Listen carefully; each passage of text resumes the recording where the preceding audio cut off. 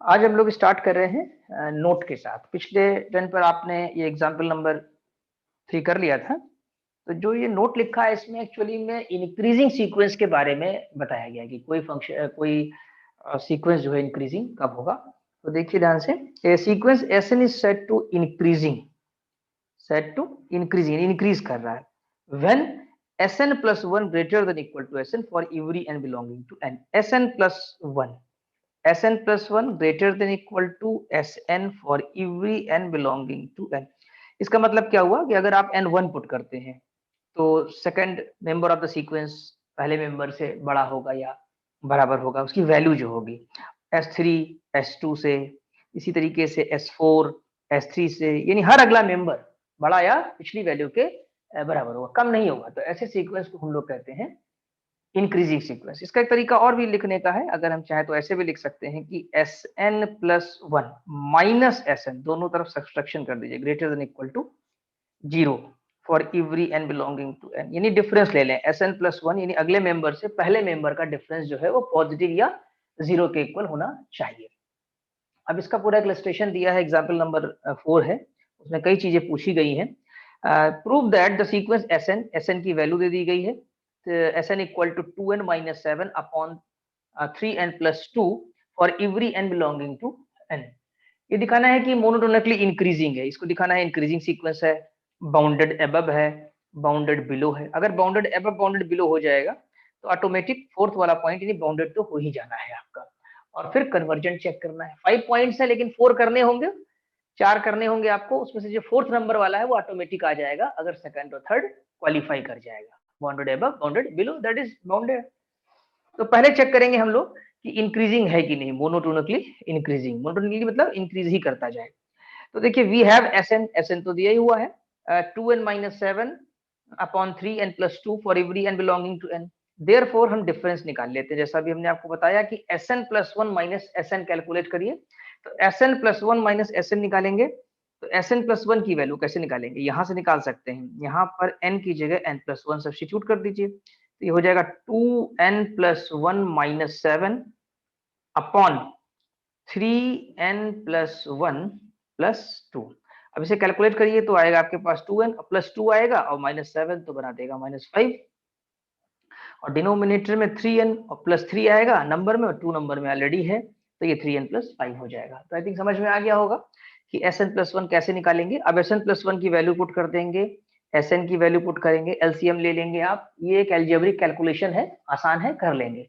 LCM लेंगे 3n plus 5 एक bracket में, 3n प्लस 2 एक ब्रैकेट में, एलसीएम वगैरह लेके पूरा सिंप्लीफाई कर लीजिए आप और लास्ट में यहाँ पहुंच जाइए, यानी 25 अपॉन 3n प्लस 5 ब्रैकेट में, अपॉन में ही 3n प्लस 2।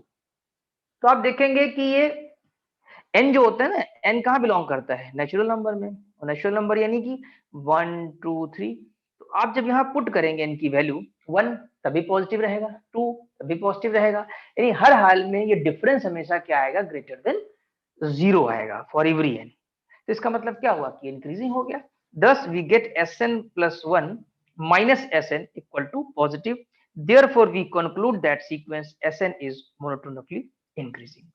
तो आई थिंक समझ में आ गया होगा आपको कि इंक्रीजिंग निकालने के लिए Sn प्लस 1 माइनस Sn को आपको ग्रेटर देन इक्वल टू 0 दिखाना होगा, जो कि ये पॉजिटिव आ रहा है तो ये मोनोटोनिकली इंक्रीजिंग हो जाएगा। अगर इक्वल टू 0 आता तो फिर उसे सिंपली इंक्रीजिंग कहा जाता है। मोनोटोनिकली इंक्रीजिंग के लिए होता है कि S2 जो हो वो S1 से ग्रेटर हो, इक्वल नहीं आना चाहिए, S3 S2 से ग्रेटर हो, S4 S3 से ग्रेटर हो, ग्रेटर ही ग्रेटर होता चला जाए। तो आई थिंक समझ में आ गया। अब आते हैं हम लोग सेकंड पॉइंट में, जहां दिखाना है बाउंडेड अबव। बाउंडेड अबव के लिए ये जो सीक्वेंस दिया है, अगर इसमें आप देखें इंक्रीजिंग तो है ही है, इंक्रीजिंग का मतलब S2 की वैल्यू S1 से ज्यादा, S3 की S2 से ज्यादा, ज्यादा ही ज्यादा होती चली जाएगी, बड़ी बड़ी। तो यानी अगर ये n टेंड्स टू इंफिनिटी हो जाए तो Sn देख रहे हैं किधर टेंड कर रहा है, 2/3 की तरफ। आप लिमिट निकाल के देख सकते हैं, इसमें n से डिवाइड कर दीजिए। तो n से जब डिवाइड करेंगे तो 2n minus 7 upon n upon 3 plus 2 upon n, limit लेंगे 2/3 आ जाएगा, यानी Sn की वैल्यू 2/3 होगी, इससे ज्यादा नहीं हो पाएगी। फॉर द टाइम बिंग अगर इसको इंटीजर के करीब ले जाएं तो ये 1 मान सकते हैं कि मतलब 1 से ऊपर तो किसी मेंबर के सीक्वेंस की होगी ही नहीं। इसीलिए इस प्रॉब्लम में डायरेक्टली कर दिया गया 1 माइनस Sn। राइट। वैसे देखा जाए तो यहाँ पर जो मेंबर है उसकी हाईएस्ट वैल्यू 2/3 आ रही है, यानी अगर इसका सुप्रीमम पूछा जाए तो 2/3 आ जाएगा।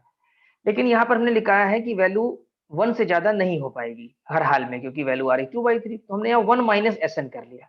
1 माइनस एस एन करने से एस एन की वैल्यू सब्स्टिट्यूट किया आपने, ये आया n प्लस 9/3n+2 जो कि पॉजिटिव है, यानी एस एन की वैल्यू कैन नॉट एक्सीड 1। देख रहे हैं यहाँ पर, और यहाँ देखें तो आपका आया है 1 minus S N greater than 0, यानी 1 ग्रेटर देन एस एन, यानी कि एस एन लेस देन 1 आ रहा है आपका। बात सही भी है, क्योंकि एस एन किधर अप्रोच कर रहा है 2/3 की तरफ, यानी 1 से ज्यादा तो कभी हो ही नहीं पाएगा। तो लिख रहे हैं यहाँ पर कि sequence S N is bounded above the value of its upper bound is 1। इसकी अपर बाउंड जो है वो वैल्यू 1 ले सकते हैं यहाँ पर। तो आई थिंक ये समझ में आ गया होगा आपको। थर्ड पॉइंट में आपको दिखाना है लोअर बाउंड। तो चूंकि ये फंक्शन आपका इंक्रीजिंग है तो इसके पहले मेंबर की ही वैल्यू कम होगी।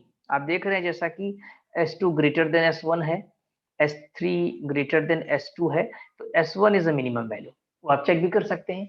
तो आपको जो सीक्वेंस दिया है Sn, उसमें पुट करना होगा n = 1 2 3 मेंबर की वैल्यू डिटरमाइन करनी होगी। देन वी हैव S1 की वैल्यू कितनी आ रही है -1, S2 की वैल्यू आ रही है -3/8, S3 की आ रही है -1/11। अब यहाँ पॉजिटिव हो गई S4 से 1/14, राइट। इसका मतलब ये हुआ कि जो छोटी वैल्यू है कम से कम वो है S1। तो यानी कंक्लूजन ये निकला कि Sn जो है कैन नॉट एक्सीड -1, यानी Sn की जो वैल्यू है वो कम से कम -1 है, उसके बाद बढ़ती ही जा रही है, बढ़ती ही जा रही है आपकी वैल्यू, राइट। तो लोअर बाउंड जो यहाँ पर आया वो -1 आ गया आपके पास। तो ये क्या इंप्लाई कर रहा है कि sequence Sn is bounded below the value of it's lower bound is -1, यानी कि ये बाउंडेड अबव भी हो गया, बाउंडेड बिलो भी हो गया। तो from the second part and third part we can say about the fourth part, that is sequence is completely bounded। तो वही चीज यहाँ लिखी है। From the result second and third, we see that the given sequence Sn is bounded above as well below, as well as नहीं लिखा है, as well below, यानी कि above भी bounded है, below भी bounded है। Therefore, given sequence is bounded, तो यानी कि बाउंडेड हो गया आपका। तो कुल मिलाकर आपने देखा इंक्रीजिंग भी निकल आया, बाउंडेड अबव भी आ गया, बाउंडेड बिलो भी आ गया, और बाउंडेड भी आ गया। अब जो लास्ट है आपका फिफ्थ पॉइंट, इसका जो प्रूफ करना है वो चेक करना है कन्वर्जेंट, या प्रूफ करना है इज कन्वर्जेंट। कन्वर्जेंट की डेफिनेशन आपको पता है कि least positive integer m exist करना चाहिए। क्या था कि mod of Sn minus n less than epsilon for every n greater than equal to m, there exist least positive integer m depending upon epsilon. ये कन्वर्जेंट की definition आपको last lecture में बताई गई है। तो इस सीक्वेंस Sn को लेकर के हम लोग m डिटरमाइन करेंगे लीस्ट पॉजिटिव इंटीजर। कैसे करेंगे वो यहाँ देखिए। We have Sn is equal to 2n-7/3n+2, limit ले लीजिए जो कि 2/3 आएगी। अभी भी हमने आपको ऊपर यहाँ निकाल कर दिखाया था कि लिमिट इसकी जो है वो 2/3 आ रही है। तो जब आप लिमिट ले रहे हैं 2/3, इसी को आपने l मान लिया। अब क्या होगा कि एप्सिलॉन ले लेंगे एक हम। Now let epsilon greater than 0 be any number, we write mod of Sn minus n Sn minus l less than epsilon. अब यहाँ पर वैल्यू पुट कर देंगे आप l की। चलिए l की पुट कर दिया पहले 2/3, फिर Sn की भी पुट कर दिया। तो 2n-7/3n+2 -2/3 less than epsilon. Epsilon कोई पर्टिकुलर वैल्यू भी ले सकते हैं, 0.1 है, 0.2 है, ये भी रखा जा सकता है यहाँ पर। तो जब इसको आप लिखेंगे तो और एलसीएम लेने के बाद यहाँ जब एलसीएम ले लिया जाएगा 3 टाइम्स अपॉन में 3n+2, तो ये मॉड में -25 अपॉन दिस आएगा, मॉड हटा देंगे तो पॉजिटिव हो जाएगा। तो आई थिंक ये भी समझ में आ गया होगा, 25/3 3n+2 लेस देन एप्सिलॉन। अब इसमें बेसिकली n को कैलकुलेट करना है। याद होगा जब पिछले एग्जाम्पल आपने लगाए थे उसमें आया था कि n ग्रेटर देन 10। तो अब हमारा नंबर जो n स्टार्ट होगा वो 11 12 इस तरीके से, यानी कि जो m लीस्ट नंबर था वो 11 था पिछले एग्जांपल्स में। तो उसी तरीके से जहां पर ये 10 है, यहाँ पर एप्सिलॉन के फॉर्म में एक्सप्रेशन आएगा आपका। इसको जब क्रॉस मल्टीप्लाई करेंगे तो 25 less than 9 epsilon n multiply हो जाएगा प्लस 6 एप्सिलॉन। एप्सिलॉन को एक तरफ कर लीजिए, 25 minus 6 epsilon less than 9n epsilon. अब n को एक तरफ रखना, 9 एप्सिलॉन से डिवाइड कर दीजिए। 9 एप्सिलॉन से डिवाइड कर दिया, n ग्रेटर देन दिस आ गया, ठीक है। अब ये आया n is equal to this. अब ये एक नंबर है आपका 25 अपॉन 9 एप्सिलॉन माइनस 2 अपॉन 3। अगर एप्सिलॉन की वैल्यू 0.01 0.001 को सब्स्टिट्यूट करेंगे तो ये नंबर में तब्दील हो जाएगा, नंबर में चेंज हो जाएगा। फिर n हमारा जो नंबर होगा उससे बड़ा होगा उस नंबर, सपोज करिए 10 है जैसे, तो फिर हमारा n 11 से स्टार्ट होगा। यानी कि हम यहाँ पर n को m से रिप्लेस भी कर सकते थे, अगर देखा जाए तो यहाँ पर m ग्रेटर देन 10 भी लिख सकते थे, क्योंकि अल्टीमेटली फिर 11 ही आता। तो ऐसी कंडीशन में जब n ग्रेटर देन 10 है, हम लिख सकते हैं कि m ग्रेटर देन 10 लेना है, क्योंकि लीस्ट नंबर लेना है, पहला नंबर लेना है आपको, ठीक है। तो ऑटोमेटिक m 11 आ जाएगा। तो यहाँ पर भी इस n को हम m से रिप्लेस कर सकते हैं और उसी को लीस्ट ले सकते हैं। तो therefore if m be the least positive integer such that m greater than, अब यहाँ n की जगह हमने रिप्लेस कर लिया m is equal to 25 upon 9 epsilon minus 2 upon 3।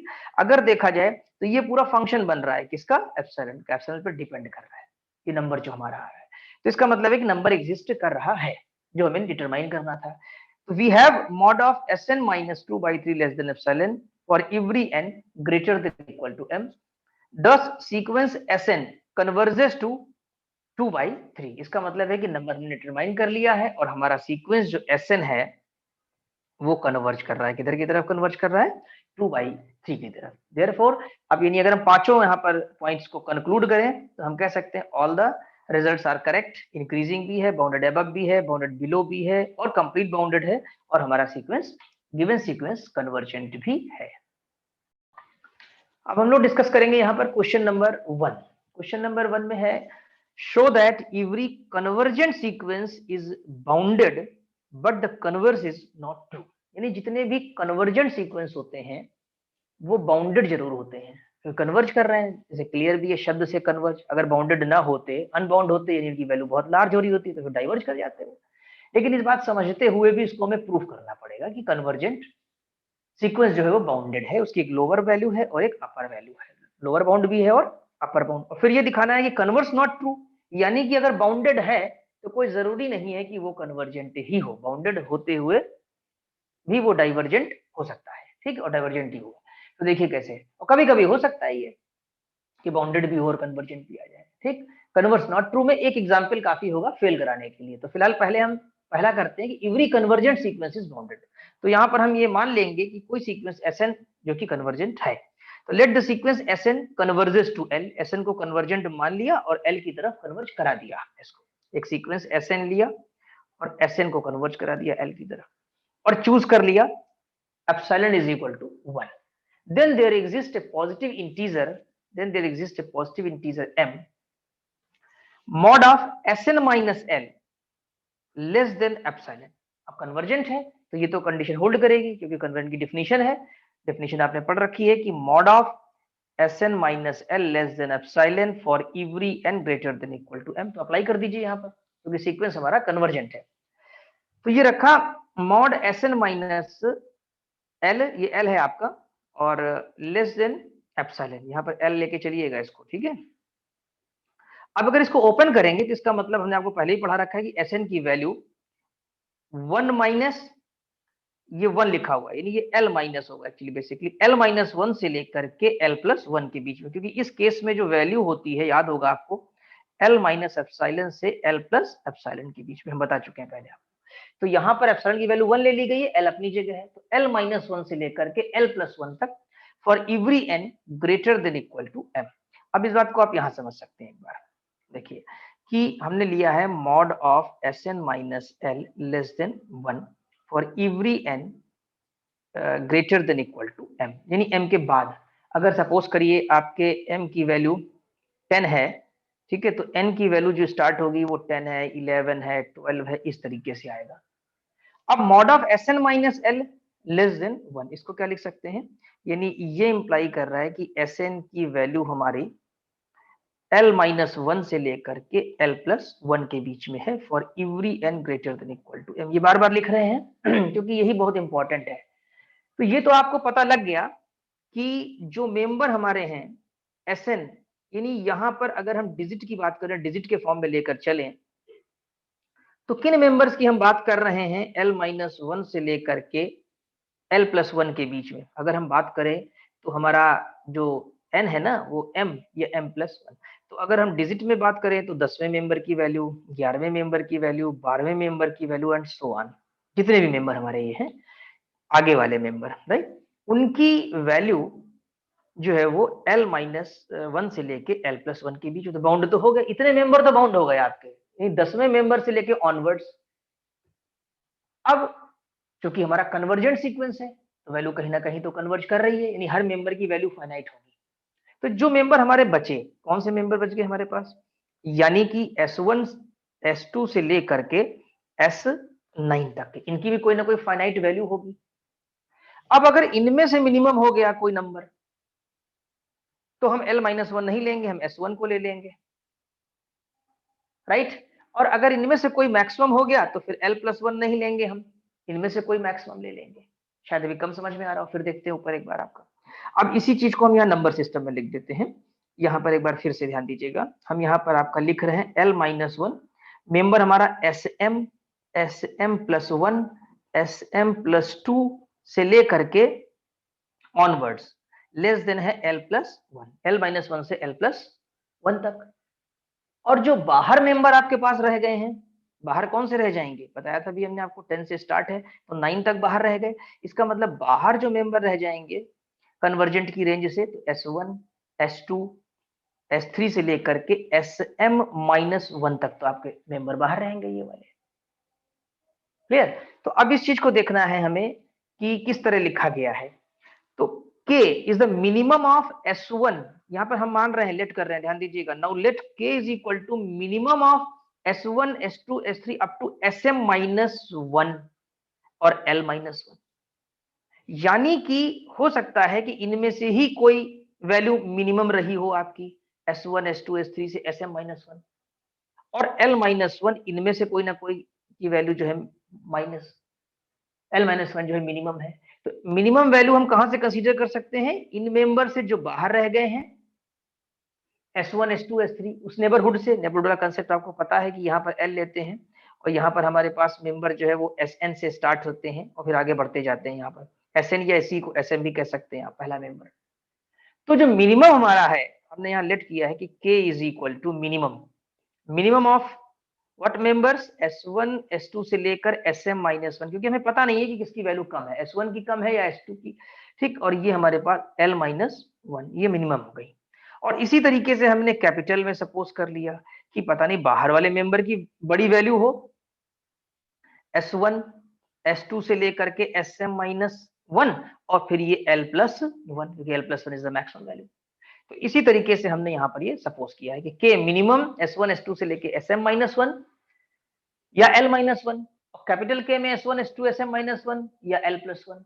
इसका मतलब है कि हमारे सीक्वेंस की वैल्यू स्मॉल k से कैपिटल K के बीच में ही रहेगी, और जितने मेंबर हमारे हैं S1 से लेकर के up to infinite member, they will not have the value more than that of small k, और स्मॉल k इन्हीं में से कोई एक वैल्यू है, कैपिटल K भी इन्हीं में से कोई वैल्यू है। तो सीक्वेंस हमारा K से K के बीच में लाई कर रहा है for every n belonging to n, hence sequence Sn is bounded, इसलिए सीक्वेंस हमारा जो है वो बाउंडेड है। अब देखिए प्रूफ करना है कि कन्वर्स नहीं ट्रू है।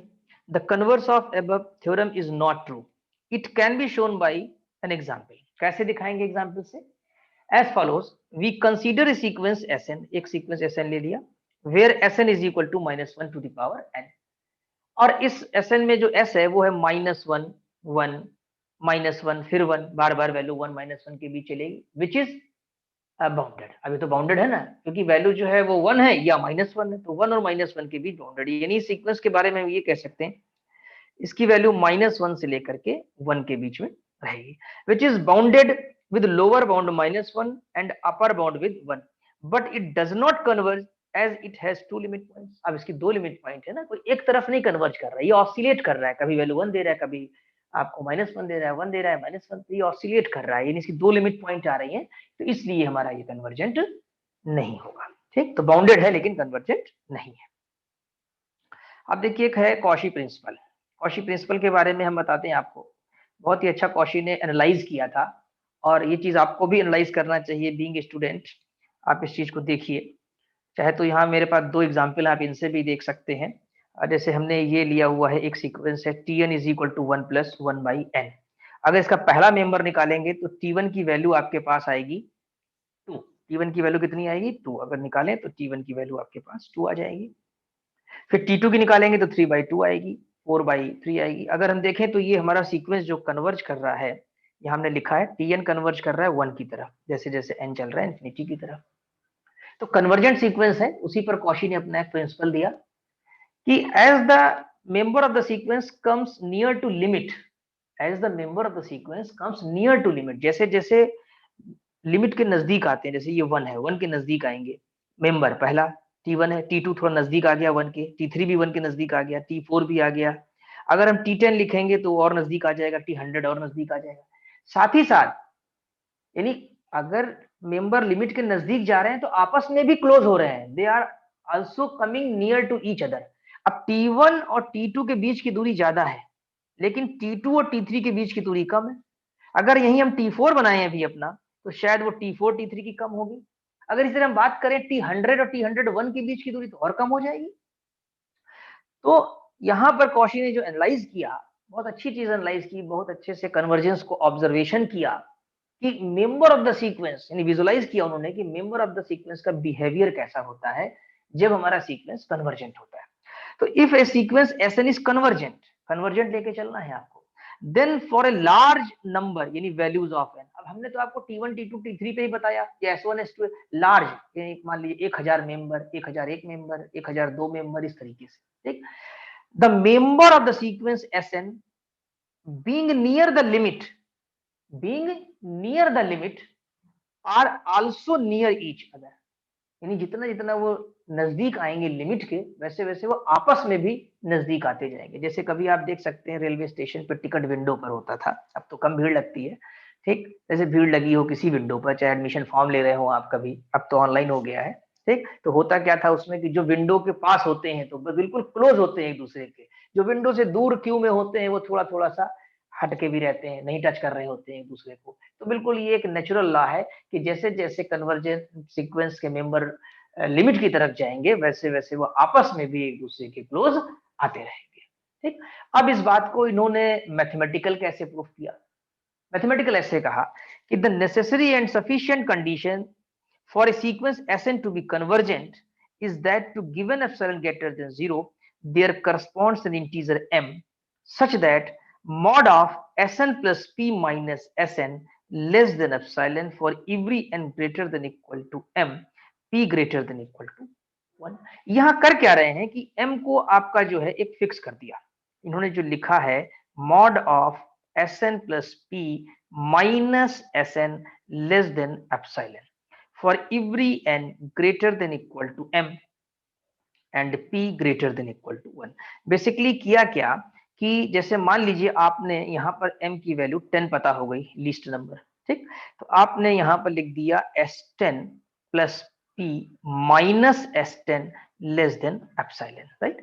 अब p की वैल्यू आपको रखनी है 1 2 3, कुछ भी रख लीजिए। तो आप यहाँ देख सकते हैं 11वें मेंबर और 10वें मेंबर के बीच की दूरी यानी s अगर 1 रखते हैं तो S11 माइनस S10 क्या होगा, लेस देन एप्सिलॉन।